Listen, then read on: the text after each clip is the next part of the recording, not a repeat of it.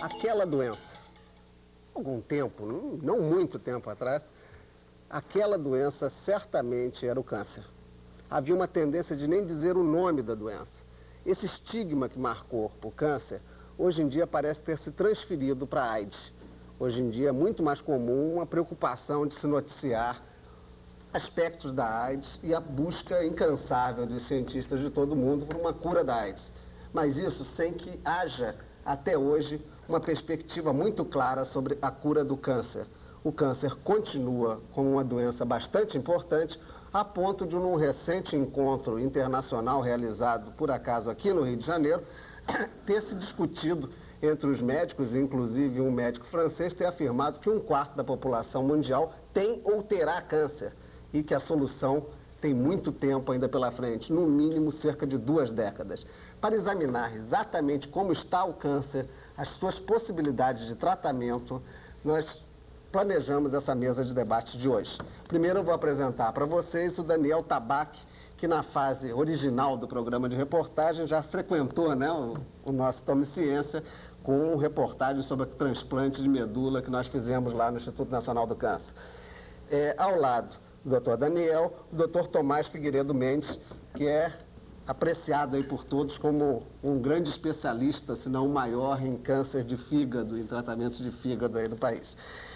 Aqui ao meu lado esquerdo, o Dr. Jaime Marcilac, também do Hospital do Câncer, cirurgião, que vai poder nos dar uma visão sobre essa questão muito comum, né? Aquele negócio que dizem, poxa, operou, não tem solução. Vamos discutir um pouco esse aspecto também. E por fim, o Dr. Mário Corrêa Lima, que é professor de clínica médica da Unirio e que ultimamente tem também tratado da questão da AIDS. Por ele eu começo essa questão do estigma. O senhor acha por quê? É pela simples novidade ou peso de importância? Por que o senhor acredita essa mudança de estigma do câncer para a AIDS? Apenas a AIDS é uma doença que apareceu de maneira quase que súbita e num crescendo muito grande e levando à morte um grande número de pessoas e, obviamente, ela veio a ter uma grande importância, a chamar a atenção de todos. Mas o câncer, que aliás não é uma doença única, tem pelo menos uns 104 tipos diferentes, ela continua e realmente é uma companheira da humanidade há muitos anos, há séculos e séculos, e vai continuar. Mas não tinha, por exemplo, essa fama no passado. Por que foi, chamava até como doença da década, mas era bem mais recente a preocupação. O câncer marcadamente discutido é uma coisa, de certa maneira, historicamente recente, não? Relativamente, ele já é, o seu conhecimento é antigo, mas, logicamente, como as pessoas passaram a viver mais tempo, como a doença apareceu mais, passou a ser melhor diagnosticada, melhor conhecida, então ela obteve esse maior conhecimento, além de um outro aspecto importante que está mais relacionado com a própria imprensa, com a mídia em geral, que passa a se interessar por toda a vida humana e, logicamente, onde há a questão de saúde, da morte, etc., há um interesse todo especial. E daí, talvez, o interesse com relação ao câncer e às doenças em geral. Eu pegaria, doutor Jaime, um aspecto aí que o doutor Mário falou, dessa gama, né, de tipos de câncer. A explicação de um descontrole da multiplicação de células é suficiente para deixar claro o que seja o câncer em suas várias espécies? Bom, as células dos seres vivos é acometida o tempo todo, desde do início da vida, por agressões externas, sejam físicas, químicas ou biológicas. E essas células sofrem alterações na sua estrutura alimentar, que é aquilo que nós chamamos de mutações. Mas o próprio organismo tem sistemas de correção dessas mutações. Então o indivíduo corrige esses defeitos, essas ameaças externas. Mas às vezes essas mutações ou são muito importantes ou são muito numerosas, há uma intensidade muito grande, e então ocorre então a transformação maligna e a célula então se maligniza, quer dizer, o indivíduo não tem a capacidade de impedir, de corrigir esse processo de transformação, e ele então desenvolve um determinado tipo de câncer, um determinado tipo de órgão. Essa é que é basicamente a formação do Essa afirmação do médico francês Dominique Stellan, ela é correta? Quer dizer, é possível se deduzir que 1/4 da população já teve ou terá ainda câncer? É uma coisa que vai realmente ter essa dimensão? Bom, eu estava ouvindo aqui o comentário do Mário Correia Lima a respeito de AIDS. AIDS é realmente uma doença muito importante, mas do ponto de vista epidemiológico, o câncer é muito mais importante, é muito mais frequente, mata muito mais gente, invalida muito mais gente, mobiliza muito mais a população mundial. Agora, o número correto de tumores que acomete a população é impossível de prever porque só um número é que aparece clinicamente. Um grande número de pacientes, inclusive, tem câncer, morre velho de outra causa qualquer sem nunca ter sabido que era portador de determinado tumor. É o que nós chamamos de câncer pré-clínico, câncer inaparente, que não chega nem a incomodar a vida da pessoa. Certo. Eu perguntaria agora ao Daniel quanto à questão da leucemia, que é uma área de atuação sua. Durante algum tempo se teve também um grande estigma quanto a isso. E a questão dos transplantes de medula óssea propiciaram um avanço bastante significativo. Hoje em dia, nesse campo da leucemia, já é possível se falar em cura do câncer? Definitivamente, eu acho que essa é uma das áreas, vamos dizer assim, do conhecimento da oncologia em que houve um grande progresso nos últimos 10 anos. Não só com a descoberta de novas drogas que propiciaram realmente o comentário de que, pela primeira vez, um indivíduo com uma doença fatal, uniformemente fatal em pouco tempo, em alguns meses, agora pode ser acompanhado por vários anos e ser curado. Então, há atualmente doenças como a chamada leucemia mieloide aguda, que era uma doença em que matava a maioria dos indivíduos em 30 dias, hoje, seja pela quimioterapia agressiva, que pode ser desenvolvida em vários centros de primeira linha, permite cura de grande número desses indivíduos. Nós podemos até descrever cerca de 60% desses indivíduos sendo curados mesmo com quimioterapia.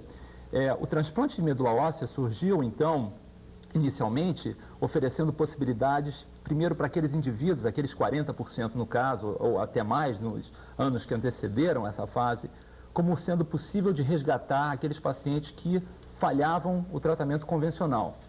E realmente o transplante vem assumindo um papel importante, não só nessa doença, leucemia mieloide aguda, mas também em outras leucemias, leucemia mieloide crônica, em que os resultados também são bastante favoráveis, em algumas em que a quimioterapia ainda não é eficaz. Então, só um aspecto antes. A visão do leigo, que é meu caso, é de que esse transplante da medula praticamente recupera a capacidade do organismo de produzir células não defeituosas. Seria mais ou menos isso? Qual é a explicação correta? O processo pelo qual o transplante cura a doença neoplásica, o câncer, eu acho que deve ser resumido em duas partes. Uma delas é que o transplante permite que uma dose muito maior do que a quimioterapia convencional seja utilizada, já que toda a medula óssea do indivíduo é destruída e é substituída por uma medula normal. Mas essa não é a explicação completa da cura produzida pelo transplante, porque o que o transplante propicia é o restabelecimento do, vamos dizer assim, do equilíbrio imunológico, ou seja, aquilo que permitiu inicialmente que a leucemia ocorresse, de uma certa maneira, aquela medula transplantada vai exercer o efeito sobre células potenciais residuais que permaneceriam naquele hospedeiro. Então, existe um equilíbrio desses dois fenômenos e a cura, na verdade, depende desses dois fenômenos. Perfeito. Realmente é uma coisa mais complexa. Temos aqui, então, um caso, talvez com maior grau de novidade, que é a possibilidade do Dr. Tomás nos explicar, e antes de começarmos aqui o programa, estávamos rapidamente tendo uma conversa, ele nos dizia que no caso específico dele, e aonde realmente, e se tratando de fígado, é um centro de doenças que não é à toa, né, que se diz que a pessoa que é doente por mania de doença é um hipocondríaco, né? A importância do fígado é total, que qualquer ataque grave ao fígado quase sempre é letal. e ele nos dizia que há a possibilidade de vacina para prevenir, no caso do fígado, um câncer. Por que isso? Por que o fígado tem essa característica, doutor? Bom, inicialmente, André, o fígado não é importante apenas pela sua expressão folclórica. Ele realmente, como um órgão de extrema importância médica, ele encerra uma importância muito grande em patologia geral. Em se tratando especificamente do câncer, o fígado hoje tem ocupado uma posição de destaque por um motivo que é o seguinte: sabe-se hoje, com a chancela da própria Organização Mundial de Saúde, que o fígado é incriminado como o principal responsável pelo câncer do fígado. O vírus B é responsável pelo câncer do fígado em aproximadamente 80% dos casos. O vírus B é aquele da hepatite. O vírus B é o responsável pela hepatite B, que é o vírus B, é o responsável pela maior viremia crônica da espécie humana. São 300 milhões de pessoas infectadas. Agora, por que um vírus que causa hepatite causa câncer também? Bom, esta é uma explicação complexa. O fígado causa hepatite e o paciente que tem hepatite não vai necessariamente ter câncer. Em geral, não tem. As pessoas que se infectam com o vírus B e depois desenvolvem o câncer, em geral, são aquelas pessoas infectadas por via vertical, ou seja, que o vírus B passou ao filho através da mãe, antes, durante ou após o parto.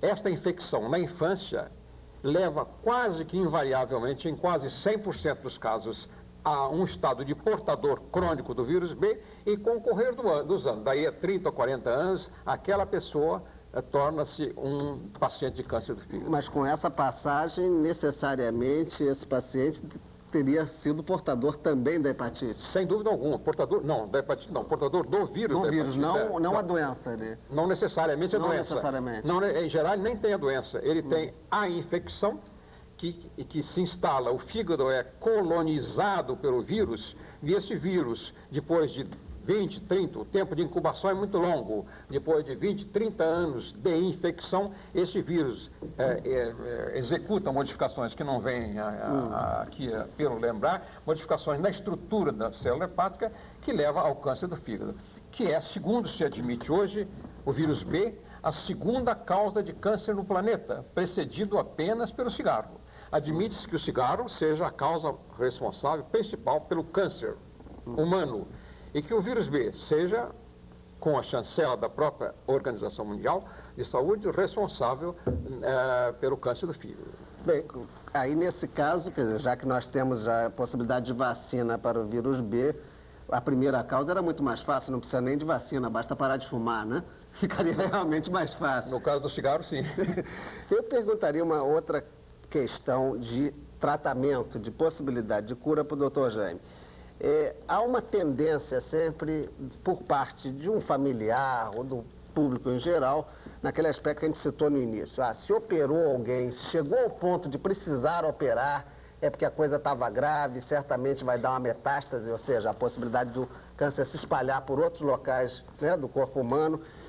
Isso até por que se criou essa certa crendice, quando se sabe que em muitos casos a operação é capaz de recuperar uma pessoa? Isso realmente é um mito improcedente.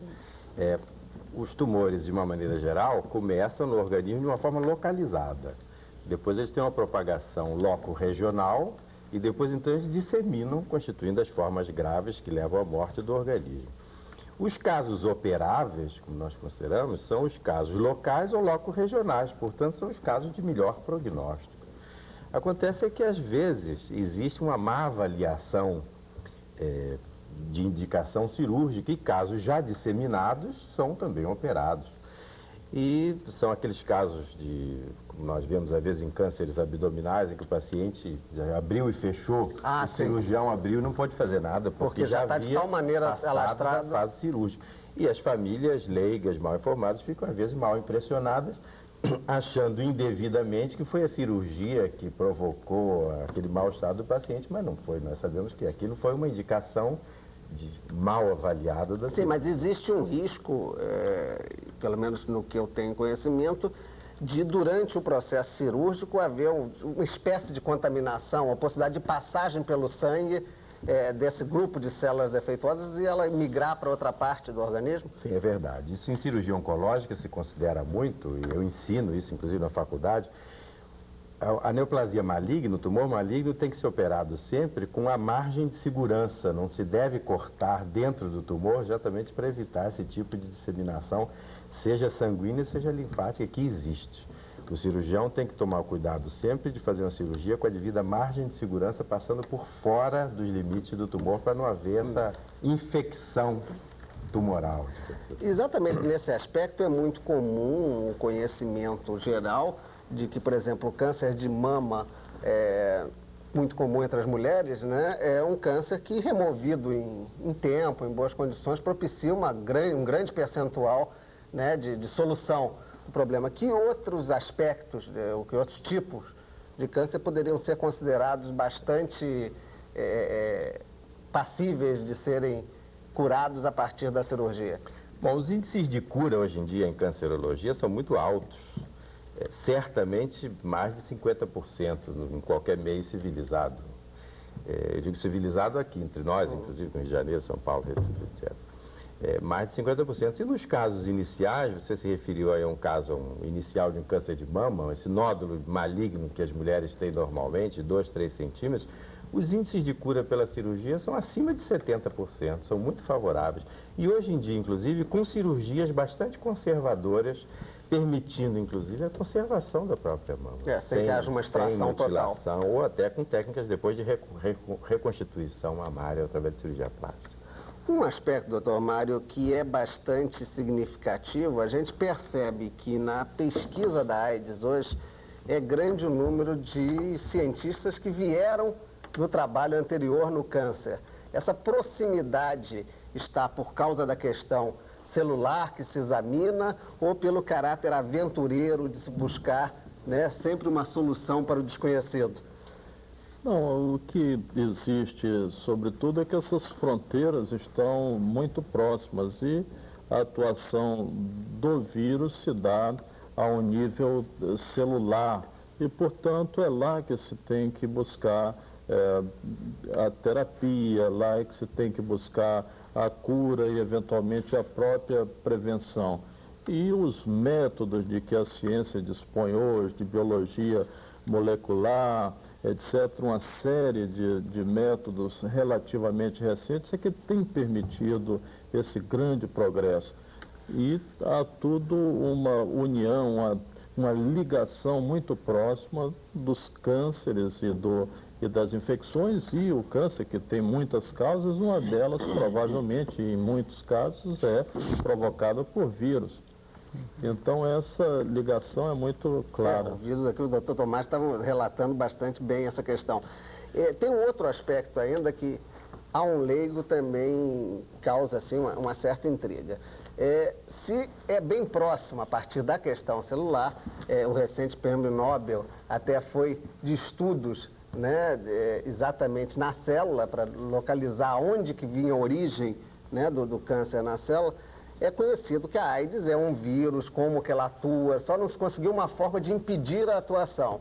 No caso do câncer, a gente poderia considerar que está atrás dessa pesquisa, ou seja, a gente não teria nem a noção exata do que causa, ou a gente já pode dizer com clareza ou insinuar o motivo da causa concreta desse distúrbio celular?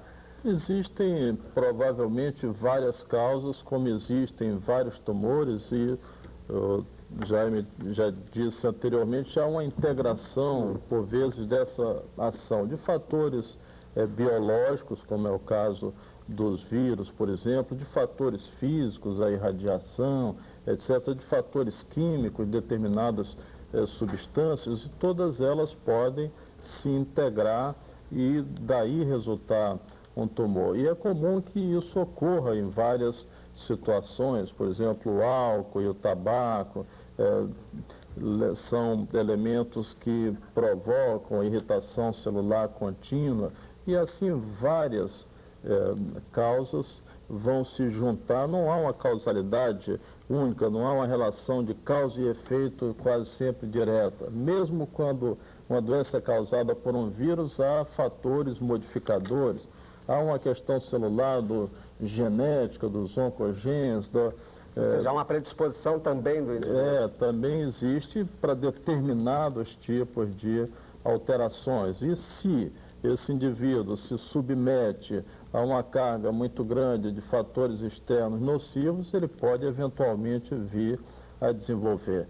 E isso tem uma importância fundamental com relação ao homem, porque vários desses tumores podem ser prevenidos e provavelmente se pode melhorar muito a qualidade de vida, pensando na ecologia, pensando no meio ambiente, pensando em várias medidas de suporte que podem ser tomadas com relativa facilidade. Foi citado aí classicamente o fumo. Se o fumo fosse interrompido hoje, o número de tumores que poderiam ser prevenidos era realmente astronômico, né?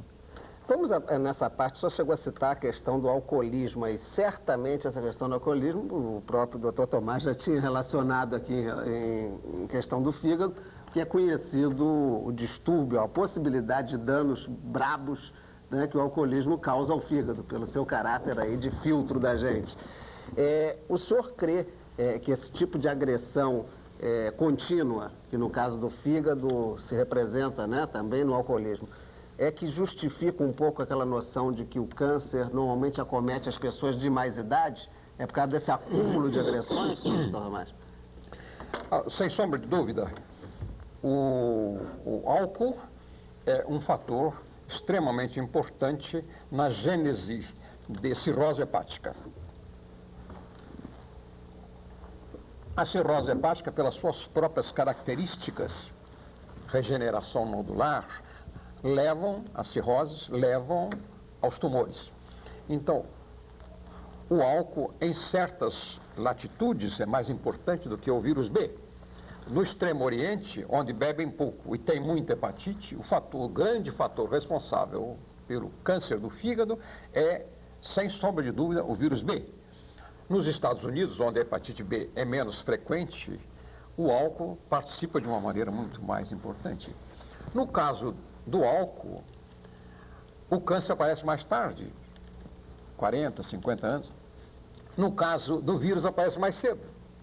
Então, é uma regra mais ou menos aceita. E os tumores lá do Extremo Oriente, do Sudeste Asiático, por exemplo, onde a prevalência da infecção pelo vírus B, sobretudo a transmissão materna de mãe para filho, no útero, durante ou após o parto, é responsável por mais de 50% dos portadores crônicos do vírus B. Lá no Extremo Oriente, o câncer do fígado ocorre numa faixa etária mais jovem, 30, 40 anos, enquanto que nos países onde o álcool é o fator principal pela cirrose e pelo câncer, a neoplasia maligna acontece mais tarde. Antes de a gente entrar na capacidade de prevenção ou de cuidados, eu queria, antes então, fazer uma colocação para o Daniel. No sentido mesmo do inverso dessa colocação, quer dizer, cabe uma determinada colocação de que o câncer atingiria as pessoas de mais idade. Em contrapartida, quando ele atinge as pessoas mais novas, e é muito comum crianças, né, na sua área com leucemia, a coisa é mais grave, quer dizer, a capacidade de resistência é menor ou é o processo de desenvolvimento celular que é acelerado?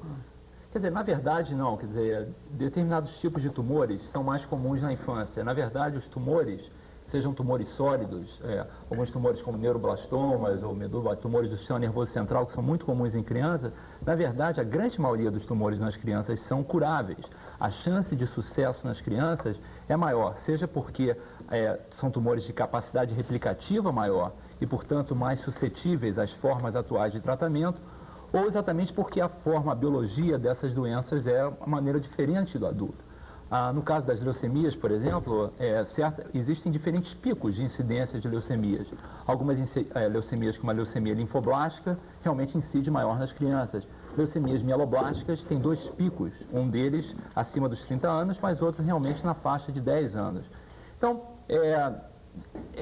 a gente, na verdade, não deve encarar sempre o câncer como uma doença só, mas realmente um problema multifatorial em que vários processos estão relacionados, né? E, de uma certa maneira, essa pesquisa toda em relação à AIDS, eu vejo uma importância muito grande, já que o vírus da AIDS, quer dizer, pertence a uma classe de vírus que atualmente está relacionado, em particular, com o primeiro tipo de leucemia, em que foi relacionado definitivamente o efeito causal de um vírus, de um retrovírus. Uma leucemia que foi identificada inicialmente no Japão, mas hoje já começa a se identificar em vários lugares, inclusive aqui mesmo no Brasil. Então, são esses fatores que unem as várias especialidades que vão permitir um avanço maior nessas áreas. E realmente o que deve se encarar realmente essas doenças com um potencial de cura muito grande, de forma que afaste-se esse problema do estigma e que a gente encare de frente esse problema de forma a permitir reconhecer o processo mais precocemente. Bem, você levanta aí já a caminho então de uma visão próxima, né, que nós já estamos próximos do fim aí, uma visão de prevenção. No momento que você coloca a possibilidade de alguns tipos até de leucemia, como essa que você citou, passada por vírus, semelhante ao da AIDS, quer dizer, então aquelas mesmas coisas que a gente usa em relação à AIDS, ou seja, uma transmissão via sanguínea, uma transmissão via ato sexual, também, quer dizer, esse tipo de cuidado, de prevenção, se aplicaria para o caso do câncer, não só da AIDS. Sem dúvida, esse vírus parentesco aparentado ao vírus da AIDS, que começa a ser reconhecido com maior frequência, quer dizer, deve haver uma preocupação, como tem ocorrido, quer dizer, vários estudos já no Instituto do Câncer, conduzidos por vários grupos, têm mostrado que o vírus é comum, é frequente, e deve haver uma preocupação já dos serviços de hemoterapia no sentido de tentar identificar precocemente esse vírus para que nós possamos evitar uma epidemia, quer dizer, na verdade, essa doença, essa leucemia peculiar, assume proporções epidemiológicas importantes no Japão e no Caribe. E nós devemos começar a nos preocupar com esse tipo de problema aqui. Então, acho que essa é uma atuação direta no sentido de prevenção de uma doença que nunca se imaginou anteriormente que pudesse ser prevenida, como é o caso da leucemia. No caso do Dr. Tomás, até a gente conversava, também socorria.